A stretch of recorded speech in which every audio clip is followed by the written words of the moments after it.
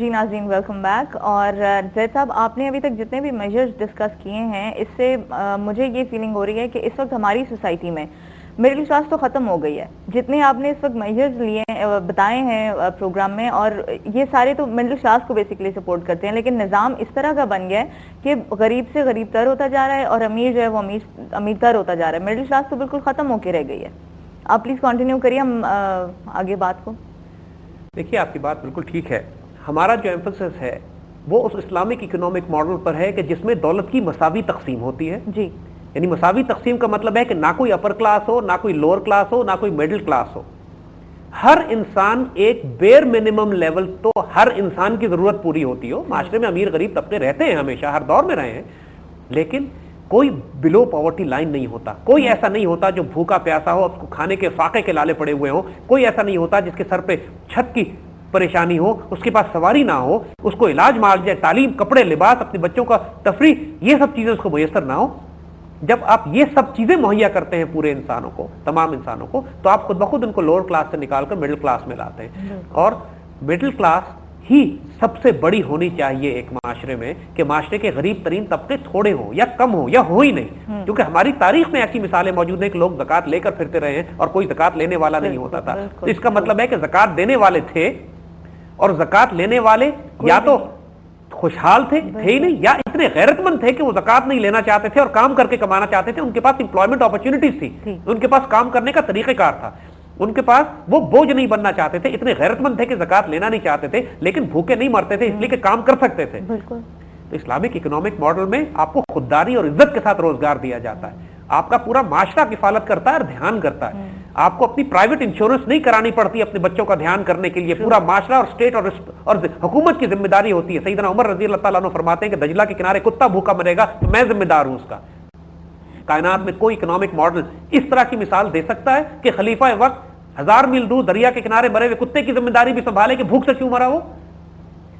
یہ Islamic economic model ہے, اور یہ اللہ کی قسم اس ویسٹرن زائنسٹ اکنامک ماڈل میں اچیو نہیں ہو سکتا, کہ جو کی بنیاد اس بات پر ہے کہ امیر کو امیر تر اور غریب کو غریب تر کیا جائے. We have no choice now, we have absolutely no choice.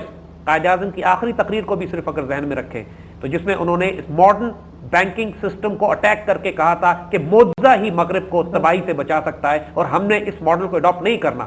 So this brings us to the concept of modern banking system in Pakistan today. آج پاکستان میں جو بینکنگ کا نظام قائم ہے, اب ہم اس پہ بات کریں گے, اور یہ ذرا خطرناک ڈومین ہے, اس لیے کہ اس کے اوپر ہمیشہ بڑے بڑوں کے پر جلتے رہے بات کرتے ہوئے.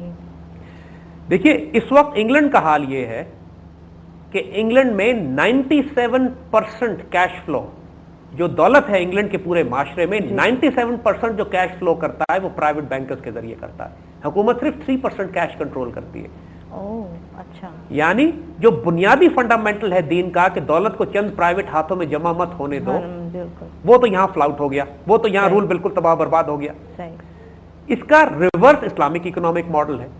اب آج کل کیفیت کیا ہے دیکھیے, ہم بڑی سخت بات کریں گے اور بڑے لوگوں کو یہ بری بھی لگے گی, لیکن اسلامک اکنامک ماڈل میں پرائیویٹ بینکس کی کوئی گنجائش نہیں ہے. پرائیویٹ بینکس جن کی بنیاد فریکشنل ریزرو بینکنگ پہ ہو, جس کی بنیاد پیپر کرنسی پہ ہو, جس کی بنیاد یہ ہو کہ چند انسان پورے معاشرے کی کیش سپلائی کنٹرول کرتے ہیں. دیکھیے فریکشنل ریزرو بینکنگ کی وجہ سے پورے معاشرے میں انفلیشن پھیلتی ہے. انفلیشن مہنگائی, افراط زر کے نتیجے میں مہنگائی ہوتی ہے. جو پیسہ ہوتا نہیں یہ صرف کھاتوں میں انٹریز کر کے ایجاد کر دیتے ہیں.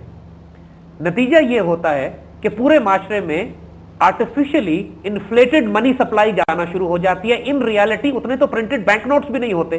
100 روپے کے بدلے یہ 2000 روپے قرض ایشو کرنا شروع کر دیتے ہیں. تو ظاہر ہے جب 2000 روپے مارکیٹ میں آئیں گے اس معاشرے میں کہ جس میں یہ صلاحیت نہیں ہے کہ اتنی تیزی سے پروڈیوس کر رہا ہو, یعنی ہمارا معاشرہ کوئی پروڈیوسنگ معاشرہ تو ہے نہیں, ویسے بھی کنزیومر ہو گئے, اور جو سپلائیز موجود ہے مارکیٹ میں وہ ایک محدود تعداد میں. ایک سٹیبل اکنامک سسٹم میں, ایک ریئل ویلتھ بیس اکنامک سسٹم میں یہ ہے کہ کیش سپلائی آہستہ آہستہ بڑھتی ہے. اور جب کیش سپلائی آہستہ آہستہ بڑھتی ہے تو جو مارکیٹ میں چیزیں موجود ہیں وہ بھی آہستہ آہستہ ان کی تعداد بڑھتی ہے, لہذا انفلیشن نہیں ہوتی. اس کو کہتے ہیں انفلیشن نہیں ہو رہی. جب چیزیں اتنی ہو اور اچانک کیش سپلائی بڑھ جائے اس کو کہتے ہیں افراط زر. اس کے نتیجے میں سب لوگ بھاگتے ہیں تھوڑی سی چیزوں کو لینے کے لیے اور قیمتیں چڑھ جاتی ہیں. یہ simple principle fractional reserve banking کی وجہ سے وجود میں آتا ہے, جو تمام پرائیویٹ بینک جس کے بغیر یہ گزارا کر ہی نہیں سکتے. اب اگر آپ پرائیویٹ بینک سے یہ کہیں کہ فریکشنل ریزرو بینکنگ ختم کر دیجئے آپ, یعنی آج اسٹیٹ بینک کے لاز یہ ہیں پاکستان میں کہ پرائیویٹ بینکس کو 17% یا 16% ریزرو رکھنے پڑتے ہیں, باقی 80% تک 90% تک کی آگے قرض دے سکتے ہیں اپنے ڈپازٹس کا. اگر آپ ان سے کہیے کہ آپ نے 90% ڈپازٹ رکھنے ہیں, صرف 10% آپ آگے دے سکتے ہیں, تو یہ ان کو بقول ان کے وارہ ہی نہیں کھائے گا, ان کو فائدہ ہی نہیں ہوگا اس کا, یہ بینک خود بخود بند ہونا شروع ہو جائیں گے. اس پرابلم کو ریزالو کیسے کیا جائے؟ دا پرابلم از کہ اگر آپ نے اپنے معاشرے کو درست کرنا ہے, اگر آپ نے ایک اسلامک اکنامک ماڈل بنانا ہے, اگر آپ نے وہ اکنامک ماڈل بنانا ہے کہ جو زائنسٹ بینکنگ سسٹم سے باہر ہو, تو چاہے پیپر کرنسی آپ استعمال کریں کچھ عرصے کے لیے جب تک کہ آپ کے پاس ریئل ویلتھ گولڈ ویلتھ نہ ہو, تو ایک بنیادی قاعدہ یہ ہے کہ تمام منی سپلائی معاشرے میں ریاست کے کنٹرول میں ہونی چاہیے, پرائیویٹ بینکرز کے کنٹرول میں نہیں ہونی چاہیے.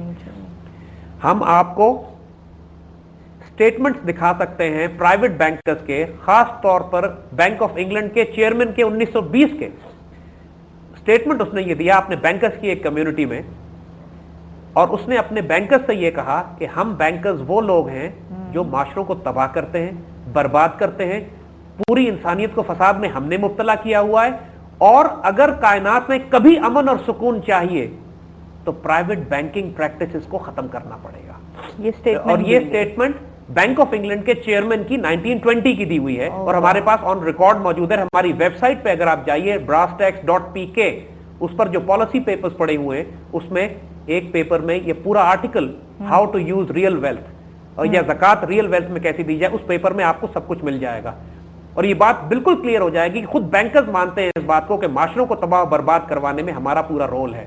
اور اگر کسی معاشرے کو فلاح برکت اور خیر دینی ہے, اس میں دولت کی مساوانہ تقسیم کرنی ہے, افراط زر سے اس کو روکنا ہے, مہنگائی سے اس کو روکنا ہے, اور اس معاشرے میں مساوانہ تقسیم ہونی چاہیے طبقوں کے درمیان میں, تو پرائیویٹ بینکنگ کو ختم کرنا پڑے گا. اب چونکہ ہماری حکومتیں پرائیویٹ بینکنگ فی الحال تو ختم نہیں کر رہی ہیں, افورڈ ہی نہیں کر سکتی, لیکن اس کو ریسٹرکٹ کرنا پڑے گا. جو دنیا جہان سے بے تحاشا پرائیویٹ بینکس آ کے یہاں پر انویسٹمنٹس کر رہے ہیں, جو انہوں نے کنزیومر سوسائٹی بنا دی ہے پورے معاشرے کو, جو انہوں نے پورے معاشرے کو قرض میں مبتلا کر دیا ہے کریڈٹ کارڈ اور لیزنگ کے ذریعے, اور ہمارا لائف سٹائل تبدیل کر دیا ہے from a producing society to a consumer society. وہ شخص جو اپنی نیڈز پوری کرتے تھے اب اپنی خواہشات نفس پوری کرتے پاگل ہوئے جا رہے ہیں. پورے معاشرے کو بے ترتیب کر کے رکھ دیا ہے, تباہ برباد کر دیا ہے. اور یہ خصوصیت ہے پرائیویٹ بینکرز کی, کیونکہ ان کا موٹیو ہی پروفٹ ہے, سود پہ لینڈنگ, منی لینڈنگ کے بغیر ان کا گزارا نہیں. بالکل منی لینڈنگ بھی اگر وہ صرف اتنی کریں جتنے ان کے پاس ڈپازٹس ہیں تو پھر بھی شاید یہ گزارا کر سکیں, لیکن قرآن کے مطابق یہ تخبط الشیطان من المس, شیطان نے تو چھو کے باولا کیا ہوا ہے سود کھانے والے کو, لہذا ان کے ہوش و حواس تو کام نہیں کرتے, لہذا ان کو مزید سے مزید پیسہ چاہیے, جس کے لیے انہوں نے فریکشنل ریزرو بینکنگ ایجاد کی ہے. اس میں اب کوئی شبہ نہیں رہ گیا ہے. کوئی بھی حکومت پاکستان میں ہو یا کسی اسلامی ملک میں ہو یا کسی ملک میں ہو کہ جو اپنے معاشرے کو تباہی اور بربادی سے بچانا چاہتی ہے, تو fractional reserve banking based private banking system کو بند کرنا پڑے گا. تمام بینکس اگر فی الحال پیپر کرنسی بھی استعمال کرنی ہے تو وہ ریاست کے کنٹرول میں ہونے چاہیے. ان تمام تفصیلات کو ہم اگلے پروگراموں میں انشاءاللہ ڈسکس کریں گے.